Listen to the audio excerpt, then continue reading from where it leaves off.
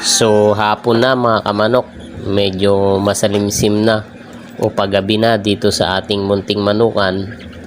Bali, ang ginagawa natin dito sa mga month-old na sisiw ay nilalagay natin sa kahon para na sa ganun, protektado sila sa lamig at sa kagat ng lamok. So dito naman po tayo sa mga day-old chicken natin, no.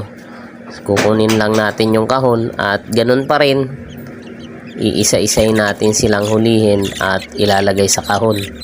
Every evening o every hapon mga kamanok, ganyan yung ginagawa ko sa aking mga alagang sisiw kapag alam kong hindi pa nila kayang mag-survive sa lamig at sa kagat ng lamok.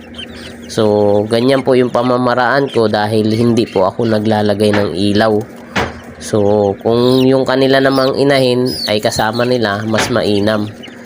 Dahil nga po yung kanilang inahin ay naglilimlim, ganyan po yung pamamaraan ko na nilalagay ko sila sa kahon kapag gabi.